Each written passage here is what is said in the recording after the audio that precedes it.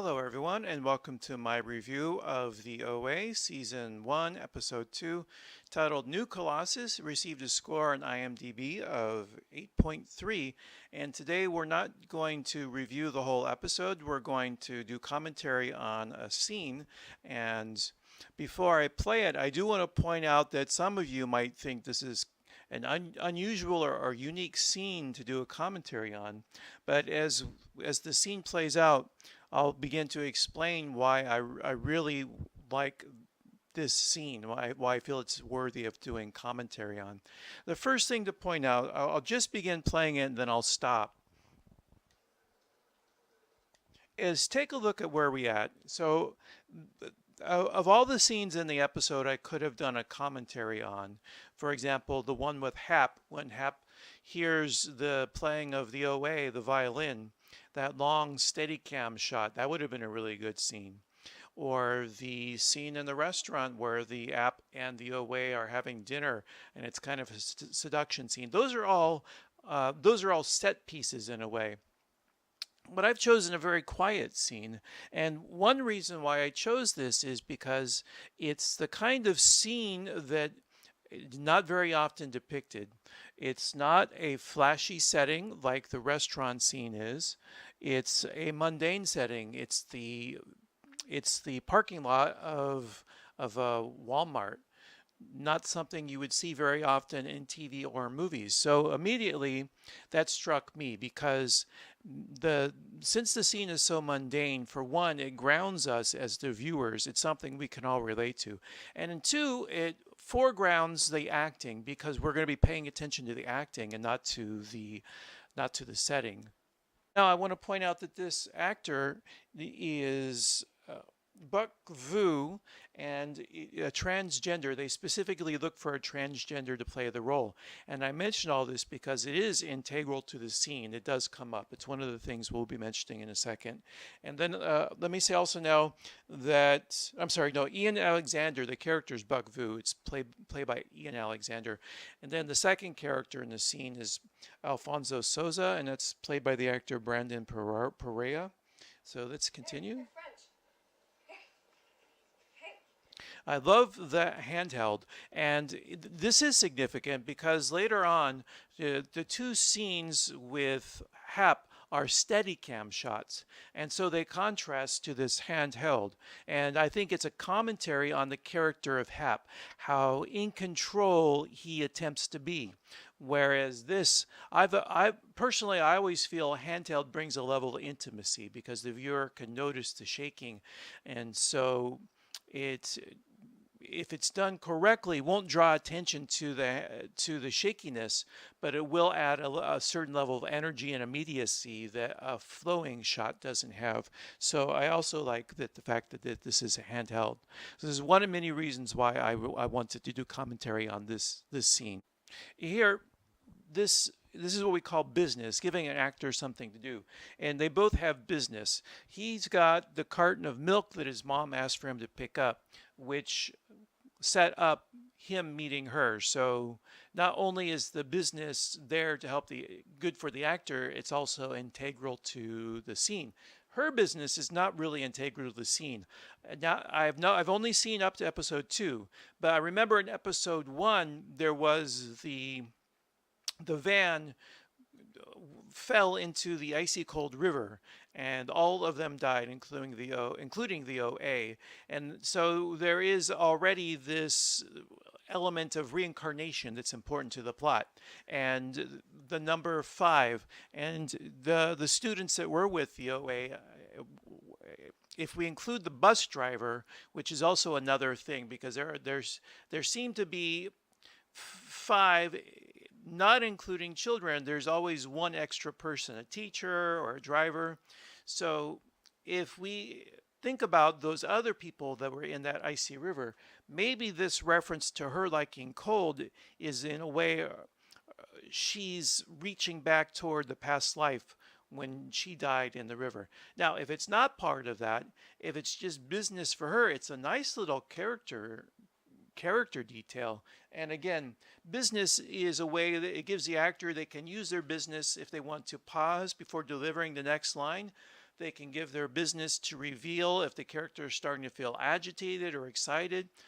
So, like, let's say radio is the character's business. They're in the car and they're changing the radio, and they start to get more agitated. You see in their business, they're not they're not indicating through the dialogue, but through their business, the way they start turning the dial more and more that they're feeling agitated. So that's one way business can help an actor. So they both have business, and that's a mark of good writing. Writing that's focused on the characters, and that usually, if the writing is focused on the characters and there's good casting, you're going to get really good performances.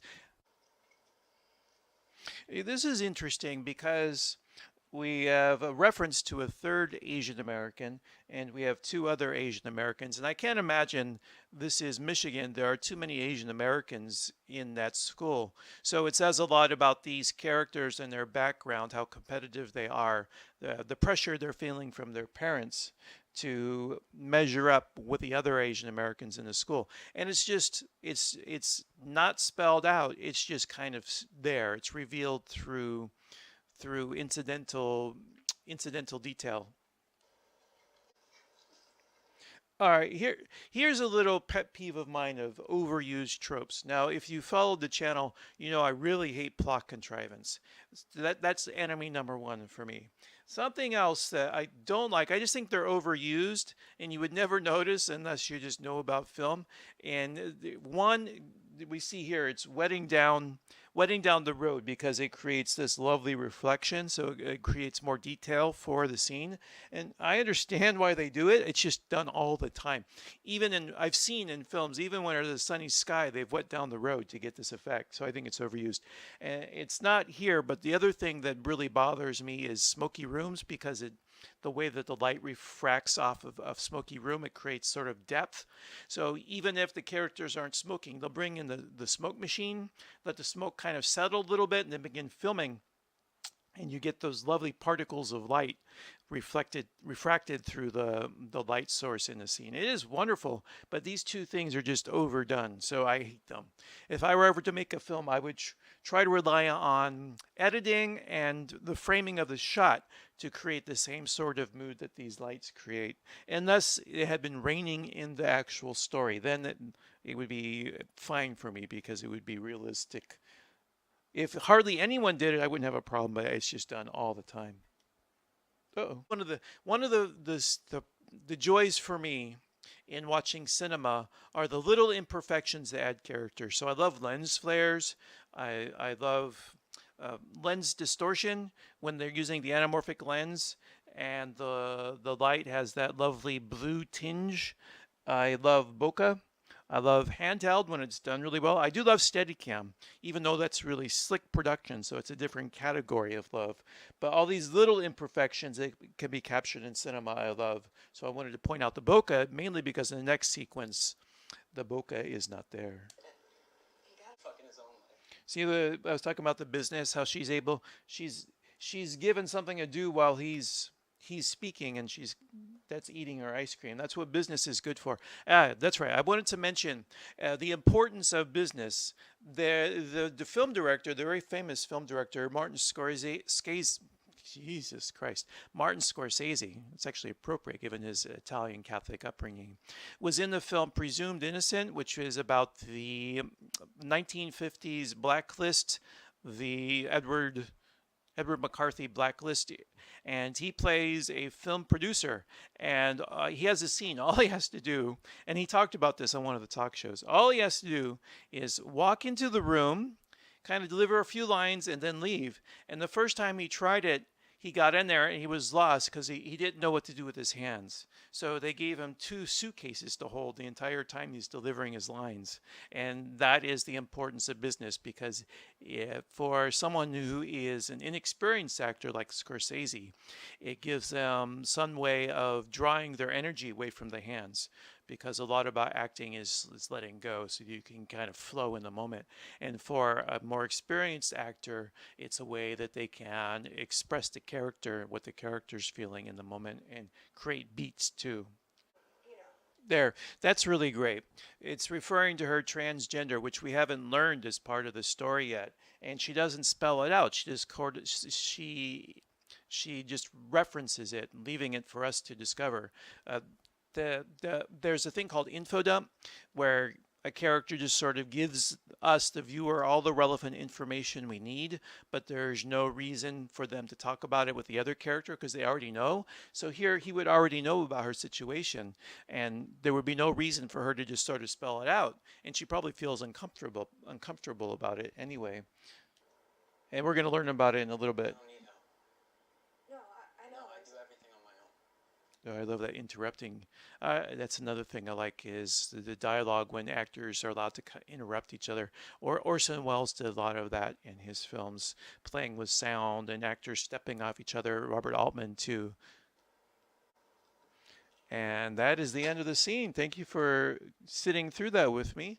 I like it when we get a sequence that's worthy of commentary to do one of these uh, talking over the scene, commentary on the scene. And so I hope you will join me for my review of OA Season 2, Part 3. That's the end of my review of OA Season 1, Part 2, the new Colossus. And I hope you're doing well. That's all for now. Take care and be well.